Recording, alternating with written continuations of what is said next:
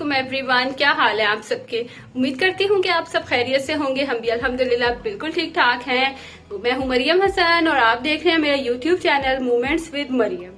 अच्छा, ईद तो गुजर गई। ईद का व्लॉग पहले ही बहुत लेट हो गया, ऑलमोस्ट जो है ना वो एक वीक गुजर गया है। तो अब जो है ना मैंने ईद का व्लॉग डाला है। अब कोशिश कर रही हूँ कि रेगुलर हो जाऊं, तो उम्मीद है कि अब जो है ना मैं रेगुलर रहूंगी। गर्मी बहुत ज्यादा है, इतनी गर्मी है, यकीन करें इस छोटे से किचन में जो है ना मेरे लिए काम करना बहुत मुश्किल हो जाता है। मुझे ऐसा लगता है जैसे मेरा ना अब यहाँ पे दम घुटता है। खैर ये देखें, ये जो मेहंदी है ना ये मुझे मिनाहिल ने लगाई है और अभी सीख रही है। उसको इतना शौक है मेहंदी लगाने का, जैसे मुझे शौक था ना वैसे ही जो है ना वो मेरी बेटी को शौक है। तो अभी मैं उसको लगाने देती हूँ। यहाँ नहीं मैंने लगाने दिया क्योंकि यहाँ पे नजर आती है, तो यहाँ मैंने कहा चलो आप लगा लो, डिजाइन बना लो। यहाँ देखे उसे कितनी जो है ना मेहनत से लगाई है। और बड़ी बात है कि इस एज में जो है ना वो इस तरह के काम कर लेती। तो ये कुछ हालात हैं ईद के बाद के। ईद से पहले के भी कपड़े थे, मैंने आपको बताया था ना धोने वाले थे, तो वो सारे ईद के सब मिला के अच्छा खासा जो है ना ये कपड़ों का ढेर था जो मैंने कल वॉश किया है। तो आज मैं इन सबको समेटूंगी। साथ ही साथ जो है ये बच्चे कुछ यहाँ खेल रहे हैं और हसन शहान गए हुए थे अपनी नानों की तरफ। तो यहाँ पे अब बस मैं रूम भी क्लीन होने वाला है। बहुत बुरा हालात है घर के जो है ना। ईद तो गुजर जाती है। अच्छा, दिन वगैरह कोई ऐसे हो ना तो आप खुद भी शायद लेजी हो जाते हो, पता नहीं क्या, मैं तो हो जाती हूँ। मैं कहती हूँ जितना गंद पड़ना पड़े, जैसे जो है ना बच्चे खेलें, फिर बाद में एक ही दफ़ा जो है ना मैं क्लीनिंग करूँगी। मैट्रेस यहाँ के उठा के मैंने धूप में डाल दिए हैं और बस अब ये चादर मैंने वैसे चेंज कर दी थी, अब इसको नीट करना है। बाकी चीज़ें वगैरह उठाने वाली हैं, ये कपड़े समेटने हैं मैंने, और उसके बाद जैसे ये चीज़ें वगैरह बिखरी हैं ये सब समेटूंगी। तो कोशिश है कि हेल्पर के आने से पहले ये काम कर लूँ ताकि उससे ना फिर मैं अच्छी तरह घर जो है वो सारा धुलवा लूँ। कुछ इस तरह के हालात हैं। तो वैसे ऐसा जो फ़र्श है वो इतने गंदे नहीं है, लेकिन जैसे कपड़े चीज़ें ये सब जो है ना ये बिखरी हुई हैं, तो ये सब समेटने वाली हैं।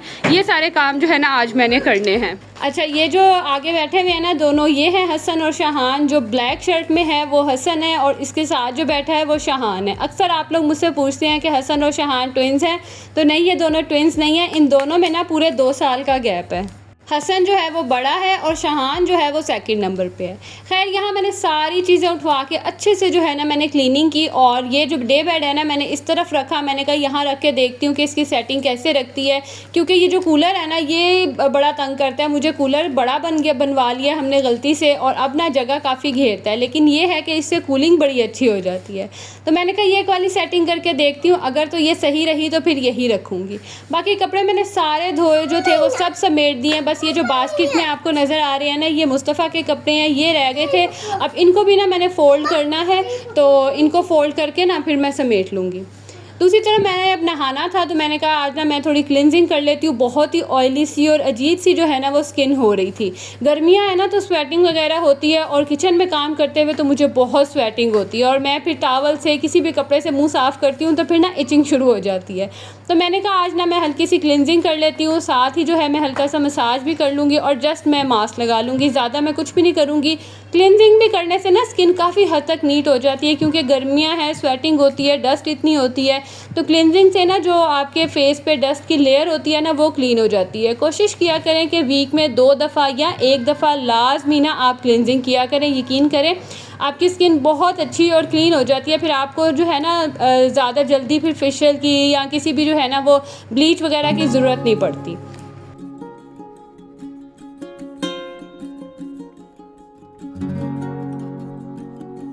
खैर, मैंने क्लिनजिंग वगैरह की, उसके बाद मैं फ़्रेश हुई और अब मैं आ गई हूँ किचन में खाना बनाने के लिए।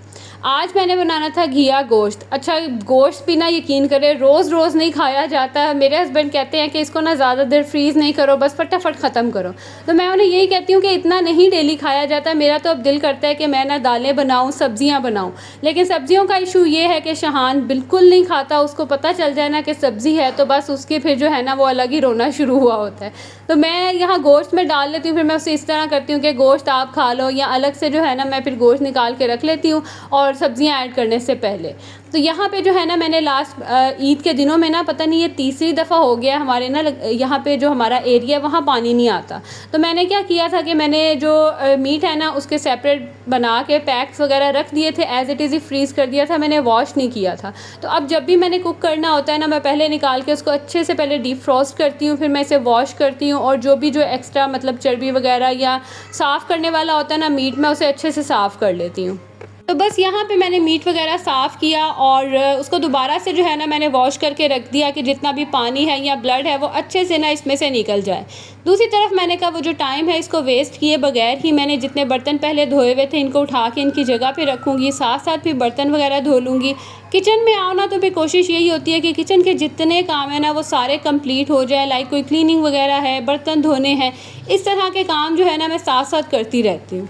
अच्छा, अब गर्मी है ना तो किचन में ना काम तो हो जाता है, मतलब मैं नॉर्मल काम करती हूँ ना, मैं फ़ैन ऑन कर लेती हूँ, लेकिन कुकिंग करते हुए काम करना और साथ में क्लिप्स बनाना मेरे लिए बड़ा मुश्किल हो जाता है। यकीन करें इतनी गर्मी लगती है ना, इतना हीटअप हो जाता है किचन, लेकिन खैर गुजारा हो ही रहा है, चल ही रहा है।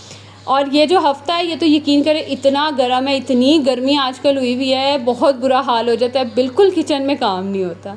खैर यहाँ पे जो है गोश्त गल गया हुआ था तो बस इसको मैंने भुनाई की अच्छे से, इसमें मैंने धनिया डाल के अदरक डाल के टमाटर डाल के ऑयल से अच्छी तरह इसकी मैंने भुनाई की। जब ऑयल सेपरेट हो जाएगा तो फिर मैं इसके अंदर घिया डाल दूँगी। अच्छा, मर्ज़ी आपकी है, कुछ लोग तो ऐसे ही उसको जो है ना कवर करके कुक कर लेते हैं, लेकिन मैं थोड़ी सी ना ज़रा बेसब्री हूँ मुझे होता है बस फटाफट खाना बन जाए और गर्मी इतनी है मुझसे ज़्यादा देर बर्दाश्त नहीं होता।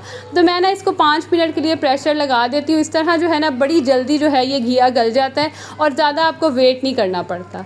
मेरी मम्मा तो बहुत कम प्रेशर यूज़ करती थी स्टार्ट में, अब तो आके खैर कर लेती हैं, लेकिन पहले बहुत कम प्रेशर यूज़ करती थी। खैर सालन वगैरह यहाँ जैसे ही बस बन के रेडी हुआ ना, साथ ही मेरे हस्बैंड आ गए। आज बस मुझे ना काम करते कराते जो है कपड़े धोते हुए तो काफ़ी टाइम हो गया था, खाना मैंने बहुत लेट बनाया। तो जैसे ही मेरा खाना रेडी हुआ साथ ही हस्बैंड आ गए, बस फिर खाना वगैरह बनाया, रोटियां बनाई और लास्ट पे जो है ना हमारी फिर चाय मस्ट होती है। अच्छा, गर्मी इतनी होती है ना, लेकिन यकीन करें मैं चाय ना पीऊँ मुझे गुजारा ही नहीं होता। फिर मैं क्या करती हूँ, अगर मुझे ज़्यादा गर्मी लग रही हो ना, पहले तो मैं फ़्रेश होती हूँ, मैं नहाती हूँ।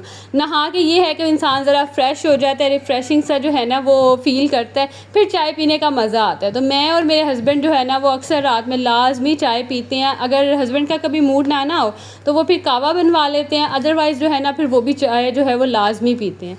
तो बस फिर लास्ट पे हमारा जो है रात का वाइंड अप ऐसे ही होता है कि हम दोनों मियाँ बीवी जो है ना वो मिलकर चाय पियेंगे। बस फिर उसके बाद हम टाइम अब एक दूसरे के साथ स्पेंड करते हैं और फिर उसके बाद जो है इतना टाइम नहीं होता क्योंकि मेरे हस्बैंड आते बहुत लेट है, 9 बजे कभी 10 बजे आते हैं। तो फिर जैसे ही चाय वगैरह पीते हैं, वाइंड अप करती हूँ, चीज़ें उठाती हूँ और सोने की तैयारी करते हैं। सो ये था मेरा आज का व्लॉग। आई होप आज का व्लॉग भी आप सबको पसंद आया होगा। अब मिलूँगी अगली वीडियो में। अल्लाह हाफिज़।